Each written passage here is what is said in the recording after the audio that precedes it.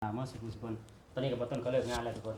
ตอนนี้บอต้นก็นั่งอยู่ที่ว่าที่ผู้จะสมัครผู้ใหญ่บ้านเอาไว้บอยอดว่าที่ผู้จะสมัครนะบอแมนว่าที่นะว่าที่ผู้จะสมัครผู้ใหญ่บ้านวันนี้ก็อยากมาทำความคิดความเห็นของเพื่อนเนาะ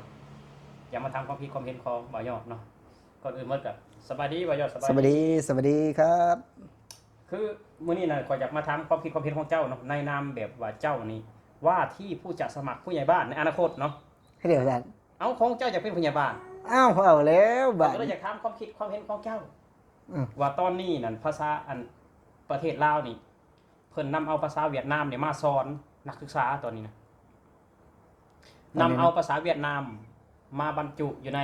มัธยมปลายภาษาจีนบ่ภาษาเวียดนามภาษาจีนเนี่ยภาษาเวียดนามเนี่ยแต่ประเทศเวียดนามก็นำเอาภาษาลาวไปสอนคนเวียดนามจะมีความคิดความเห็นอย่างไรสำหรับภาษาเวียดนามเนี่ยนะมันเหมาะสมบอกกับการศึกษาถูกมือนี้เอาในนามแบบว่าที่ผู้ใหญ่บ้านนะในมุมมองก็กับในมุมมองประยชน์นะพี่น้องบ่ฮู้ว่าจะเอามาเฮ็ดหยังเอาเพราะว่าหนึ่งเลยเฮาบ่ได้ไปทำงานอยู่เวียดนามดิเพราะว่าเฮาบ่ได้ไปอยู่แล้วนะเท่าเฮียนเฮาก็บ่ได้ไปอยู่แล้วไปซื้อเครื่องเนี่ยไปตลาดหรือว่าแบบว่าอาจจะมีตลาดนัดเนาะคือไทยลาวนะมีตลาดนัดเวียดนามมันบ่ได้มีตลาดนัดคือเฮาเด้เนาะบ่ได้ไปแล้วก็โรงพยาบาลเฮาก็บ่ได้ไปเฮาจะเอาไปใช้หยังนี่บ่ยอดคันว่าเฮียนนี่เฮียนไทยดีกว่านะก็บ่ฮู้แล้วว่าเพิ่นคันอยากเฮียนนะคันคือในมองบ่ยอดนะเอาภาษาเวียดนามมาเอาเข้าในเลยปกติบ้านเฮามีแต่เรียนภาษาลาวกับภาษาอังกฤษบ่ล่ะแต่ตอนนี้คือเอาภาษาเวียดนามเข้ามาพอแต่ภาษาลาวเฮานี่ก็ยังบ่แห้งแล้วก็ยังบ่ได้แล้วนะบ่ฮู้นะว่าจุดประสงค์ของเพิ่นที่เอาภาษาเวียดนามเข้ามามันเอาเข้ามาเพื่ออีหยังแต่คำว่าภาษาจีนนี่ก็ยังพอเข้าใจเด้พอบ่แม่นแต่นั้นน่ะนะบ่แม่นแต่ลาวเฮานะที่เฮียนเนาะบ่ว่าไทยเองก็มีนะที่ว่าสอนภาษาจีนเนาะมีโรงเรียนสอนภาษาจีนนะแล้วก็ต่างประเทศก็มีนะเพราะว่าประเทศเพิ่นเจริญน่ะนะเฮาเอาเข้ามานี่บ่แปลกเพราะว่าหลายคนก็ไปเนาะคนลาวก็ไปเฮ็ดงานอยู่จีนนี่ก็หลายนะแต่คนลาวนี่ไปทำงานเวียดนามนี่บ่มีนะบ่จัดว่าบ่มีแต่เวียดนามมาเฮ็ดงานอยู่ลาวมาขายเครื่องมาขายของอยู่ลาวมาเฮ็ดธุรกิจแม่นมาหยังอาชีพคนลาวแม่นบ่ว่าแต่ร้านตัดผมซื้อเหล็กเศษหาซื้อหมาซื้อแมวหาขโมยหมาขโมยแมวตามวัดเวียดนามแล้วสิไปเรียนภาษามันเห็นอย่างบัดนี้เอามีแต่แนวบ่ดีในนามเจ้าก็เป็นแบบว่าในนามเจ้าก็เป็นแบบสมาชิกพรรคผู้นึงนะสมาชิกเอาอีกแล้วรัฐบาลผู้นึงนะบ่ยอดนี่เขาจะเป็นผู้ใหญ่บ้านเจ้าต้องเป็นแบบอยู่ในหน่วยงานของรัฐอยู่แล้วบ่ยอดยังงงอยู่พี่น้องบ่าวต้นนี่แต่งตั้งให้บ่ยอดดีนะอนาคตเพิ่นว่าสิเป็นผู้ใหญ่บ้านทั้งที่ก็บ่ได้นัดหมายกันมาก่อนนะว่าโอ้ยบ่ยอดนี่อยากเป็นผู้ใหญ่บ้านแต่ว่าเพิ่นเกินมาแบบนี้ก็เฮาก็สิเว้าในมุมมองของเฮานะสมมุติว่าเฮาเป็นในจุดๆนั้นนะคือเฮาก็บ่ได้คิดเลยว่าเฮาสิเอามานะคันบ่ยอดเลือกได้นะบ่ยอดบ่คิดเลยว่าสิเอาเข้ามานะเพราะคือบ่ยอดเว้าแหละมันบ่ได้มีความจำเป็นอีหยังนะคือจังเฮาบ่ได้ไปเฮ็ดงานอยู่พุ้นเนาะบ่ได้ไปใช้ภาษาเขาเนาะขนาดว่าไปเที่ยวนี่คนลาวนี่บ่ยอดเชื่อว่าเลย 100% นี่มีบ่1คน2คนที่มีโอกาสได้ไปเที่ยวเวียดนามนะส่วนหลายก็จะข้ามมาเที่ยวไทยสงกรานต์ปีใหม่แน่นอนแล้วในวันหยุดนี่นะวันชาติลาวนี่นะยังด่านน้องคายรถติดน่ะรถติดคนลาวมาช็อปสินค้าไทยนะสินค้าไทยมาหาหมอมาซื้อนัดหมอนัดมารักษาพยาบาลมาซื้อฮอดน้ำดื่มนะซื้อน้ำดื่มจากไทยไปลาวเป็นยังคือซื้อน้ำดื่มจากบ้านเฮามันแพงน้ำดื่มบ้านเฮากับไทยนี่บ้านเฮาแพงกว่าได้คืออยู่ในกรุงเทพนี่3แพ็ค100น้ำดื่มที่บ้านเฮาได้บ่3แพ็ค100ถามเลยคือทุกอย่างนะต้องใช้ของไทยแม่นทุกอย่างใช้ของไทยถ้าว่าบ่าวต้นมีหน้าที่ในจุดนั้นนะบ่าวต้นสิให้เรียนภาษาไทยแม่นเราจะกระยักไว้เพราะว่าคนนี่มาทำงานในประเทศไทยนี่เกือบ2ล้านนะคนลาวแต่ว่าเขียนภาษาไทยได้นี่บ่ฮอด500,000นะคนลาวที่มาทำงานในประเทศไทยแล้วเขียนภาษาไทยได้บ่ฮอด500,000อ่านได้แต่คนลาวเขียนไม่ได้คือประมาณ 70% น่ะที่ว่าอ่านออกเนาะบ่แม่นอ่านออกเต็ม100นะพี่น้องอ่านออกประมาณอ่านได้เขียนพออ่านได้เนาะพออ่านได้แต่ว่าเขียนนี่ไม่ได้คนลาวนะถ้าอ่านนี่จะออกเลย แต่บ่ยอดว่าถ้าเฮียนภาษาไทยนี่ตื่มนี่เนาะ อืม เฮาเฮียนนี่แค่ถ้าบ่หลายนะ สัปดาห์ละ2 ครั้งเอาเฮาจะเก่งเลยเอา แล้วไผสิสอนเฮาเอา เอา ไผสิสอนเฮาอีก ก็ต้องมีครู ส อี อก น นะ ภาษาไทย เอาก็ต้องมีครูแล้วเนาะ ครูทั้งเทื่อครูบ้านเฮาบ่ได้เรียนภาษาไทยสอนบ่ได้อีก เอาก็ต้องเฮียนแหละเอาภาษาเวียดนามเข้าไปเฮียนนะ อย่าว่าเอาครูเวียดนามมา เอาครูไทยเขาก็ อย่าลืมนะว่าภาษาเวียดนามนี่คนลาวเฮานี่ไปเยี่ยมเวียดนามแต่ก่อนนะคือเป็นครูเป็นหยังก็บ่ว่าแต่ทหารตำรวจก็คือจบมาจากเวียดนาม เอาครูก็ไปเฮียนเวียดนาม เพราะว่าครูนี่อาจจะ บ่มีเนาะ บ่เอาภาษาเวียดนามเข้ามาเนาะคือว่าทหารตำรวจเนี่ยมาสอนภาษาเวียดนามนี่นะเพราะว่าจบมาจากเวียดนามก็มีเด้หมอแพทย์จบมาจากเวียดนามก็มีได้ทหารจบมาจากเวียดนามก็มีตำรวจ เอานี่คือบ่ต้นนี่บ้านบ่ต้นสมัยก่อนเนี่ยบ่ต้นก็ว่ามีอันนั้นบอกกลุ่มทหารนะ แม่นมีทหารเวียด ทหารเวียดนี่บ่ต้นเว้าได้บ่ต้น บ่ เว้าได้จักหน่อยสิบ่ บ่ต้นบ่อยากเว้าเลยบ่ต้นบ่อยากเว้าเลย เอาสมมุติว่าบ่ยอดมานี่บ่ยอดสวัสดีเป็นภาษาเวียดนาม บ่ต้นบ่อยาก เอาสมมุติว่าบ่ยอดมานี่สวัสดีบ่ต้นเนาะสมมุติว่า คือว่าบ่ต้นคือบ่มักเวียดนาม สมมุติว่าบ่ยอดว่าเวียดนามนี่สิบ่ใกล้เลยเนาะ บ่ใกแต่ขนาดเช้าอันห้านคาราโอเกะเวียดนามบ่ต้นยังบ่เคยเข้าไปกินเบียร์ละ อ้าวเพิ่นมาเฮ็ดได้บ่10นี่ซะ ก็คืออยู่บ้านเฮาหั่นแหละ อ๋อบ่แม่นอยู่ไทยเนาะ แม่น อ๋ออยู่บ้านเฮา คืออาชีพเช้าคาราโอเกะอยู่อยู่บ้านบ่ต้นนะก็มีหลายมีแต่เวียดนามเฮ็ดเนาะมีแต่เวียดนาม มีแต่ห้านเวียดนามหลายบ่ต้นก็คือ เอาสมมุติว่าคือสาวอันนั้นบ่ต้นไก่หน้าบ้านนี่หน้าร้านเวียดนามนะเขาสิเว้าเขาบ่ต้นเขาเว้าเป็นภาษาลาวเด้เขาเว้าเป็นภาษาลาวแต่เวอร์ซันเวียดนามเอาไก่ย่างไก่ไปเด้ อายเอ้ยอาย โอ้บ่ต้นมาเอาสมมุติว่าเอากลับมาย้อนกลับมาอีกหน่อยแนะนำเจ้าเป็นว่าที่ผู้สมัครผู้ใหญ่บ้านเนาะกลับมาอีก การศึกษาอยู่ในบ้านเจ้านี่ข่อยถามนี่มันต่างจากบ้านข่อยบ่ภาษาลาวนี่เด็กน้อยเก่งนะบ่ถามนี่ภาษาลาวภาษาบ้านเจ้าของนี่เก่งนะบ่ มันก็เป็นส่วนบุคคล อืม กับบุคคล เอาส่วนมากเอาเปอร์เซ็นต์หลายป .5 นี่อ่านได้เขียนออกแล้วบ่ ก็ได้อยู่เนาะแต่จะได้อยู่แต่ถ้าว่าแบบเปรียบเทียบสมัยก่อนนะคือรุ่นที่เฮานะ อืม มันก็อาจจะบ่ซ้ำนะ อืม บ่ซ้ำแต่ถ้าว่าคนเขาเก่งกว่ามันก็มี แต่ว่าหลักๆเลยก็คือบ่เก่งละ60%เนาะ ในทัศนะมุมมองของว่าที่ผู้ใหญ่บ้านเนาะสมัยตอนนี้กับสมัยตะกี้การศึกษาลาวนี่ ตอนนี้ก้าวหน้าหรือว่าถอยหลัง ในนามผู้ที่สมัครผู้ใหญ่บ้านนะ ก้าวหน้าแล้วเนาะ ก้าวหน้าบ่ อื้อ ก้าวหน้าแบบใด อ้าวหลังจากที่อ่านออกเนาะ อืม เขียนได้เนาะ อืม เลขหารเลขคูณเลขลบ อืม ถือว่าเป๊ะเนาะสมัยก่อนป .5 เนาะ อืม ก็ถือว่าก็ได้ประมาณ1ท่าน2ท่านเนาะวันละห้องนะแต่ปัจจุบันนี้อาจจะบ่ได้เลยก็พัฒนาแล้วเนาะ อืม แม่นเหรอ ป .5 นี่คือเขียนชื่อเจ้าของยังบ่ได้ได้ถึงบางคน กับบางคนเนาะ อืม บ่แม่นว่าทุกคน อืม แต่ว่ามีบ่น่าจะมีนะทุกรุ่นก็น่าจะมีนะคือ มีหลายโพดมีหลายโพดป .2 ยังบ่เขียนเขาไก่ยังบ่เป็นคือน้องสาวบ่ต้นนี่น้องของน้องมนต์นี่เนาะน้องของน้องมนต์ลูกคนสุดท้องของแม่ยายบ่ต้นนี่ป .2 ได้ทุกคนป .2 กอไก่นี่ ใช้ป น้องของน้องมนต์นี่ป .2 ตอนนี้บ่คือตอนนั้นเด่นที่บ่ต้นเว้านี่ คือต้นบ่ต้นเมื่อแต่งงานน่ะ อ๋อ ป .2 ถามกันน่ะเรียนอยู่ห้องใดป อ่า .2 แต่เขียนกอไก่นี่บ่เป็นป เขียนกอไก่บ่เป็น คือบ่ต้นเมื่อนี่บ่ต้นสิสอนหนังสือให้เขาเด็กน้อยมาเฝ้าบ่ต้นได้มาเฝ้า อืม มาเฝ้าบ่ต้นมื้อใดบ่ต้นเกี่ยวข้าวเมื่อยบ่ต้นก็บ่สอนเออ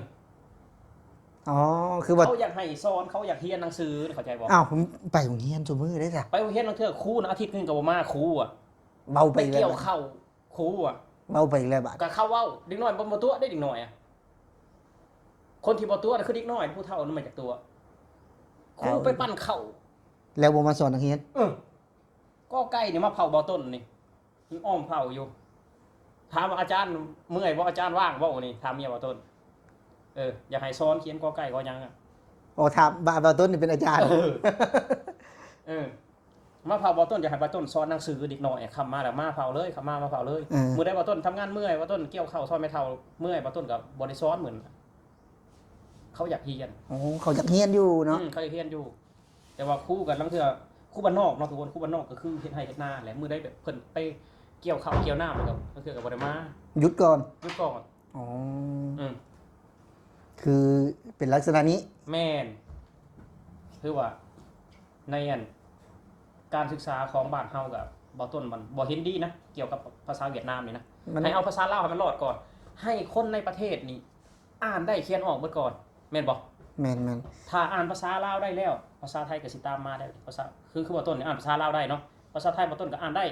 80%ถ้าว่าอ่านภาษาลาวบ่ได้เลยมาทำงานประเทศไทยก็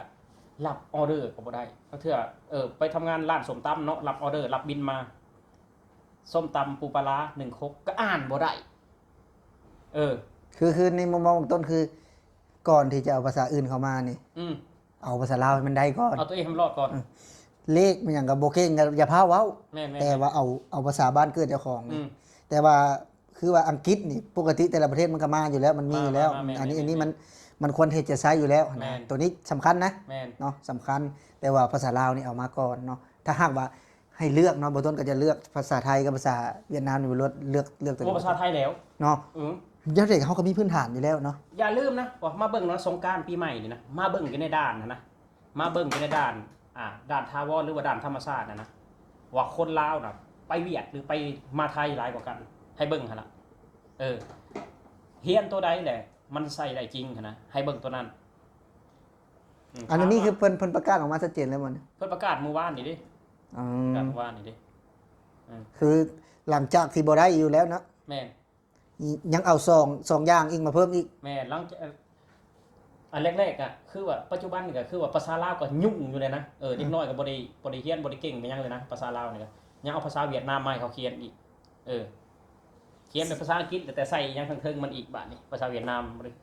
ต้องใส่หมวกใส่กุ๊บให้มันได้ภาษาเวียดนาม มกไม้ดึงเดือกนี่บ่ยอดสิเว้าภาษาเวียดให้ฟังหน่อยพี่น้องมกไม้ดึงเดือกกินเฟือกกินวันกินทั้งวันกินทั้งเฟือก มกไว้เดิมไปว่าได้ อย่างก็บ่ฮู้เองแต่เพิ่นเว้าเนาะ มกหน่อไม้ แม่น เนาะคือว่าต้นบ่เห็นดีนะบ่ต้นเห็นแล้วก็ไปเอามาเข้ามาให้หยังเนาะทุนเอาเข้ามาให้หยังเอาภาษาลาวนี่ให้มันรอดก่อนภาษาลาวภาษาอังกฤษให้มันรอดก่อน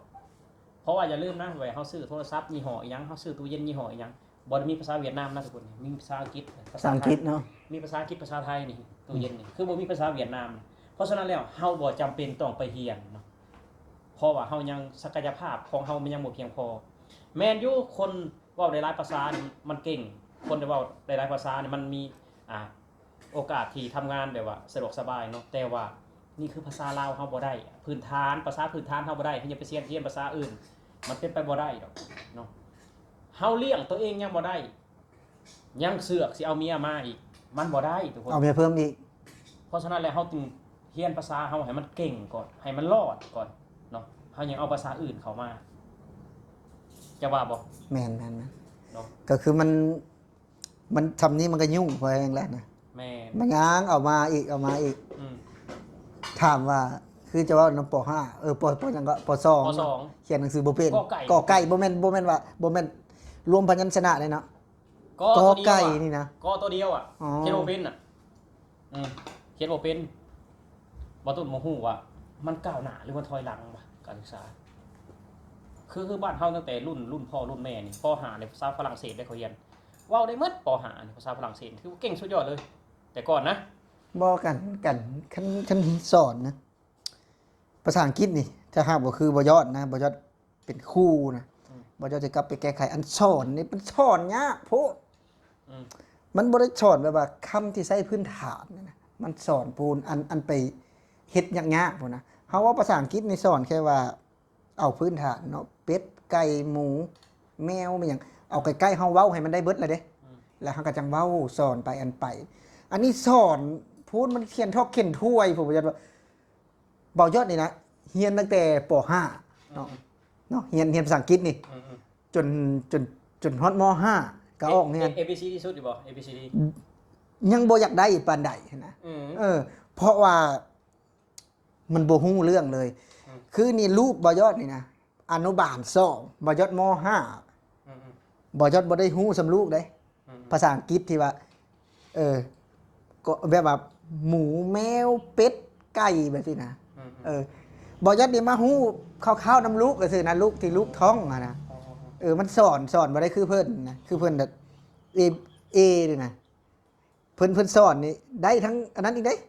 เอนี่มันเป็น AN มดB เบิร์ดนกบอยอดได้นำลูกได้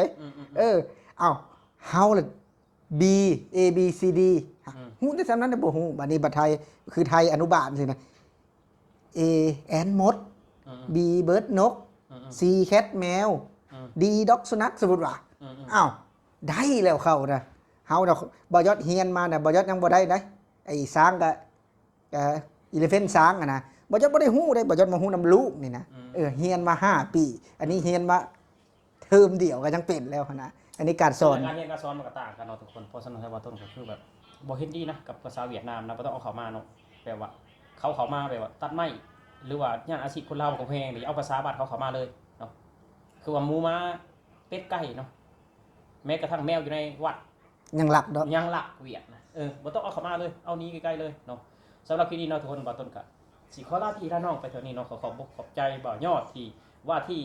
ผู้สมัครผู้ใหญ่บ้านเนาะ เอาอีกแล้วพี่น้อง คุยนำเนาะทุกคน เอา มาพูดคุยนำเนาะสำหรับคลิปนี้ก็ฝากกด Subscribe กดไลค์กดแชร์เพื่อเป็นกำลังใจให้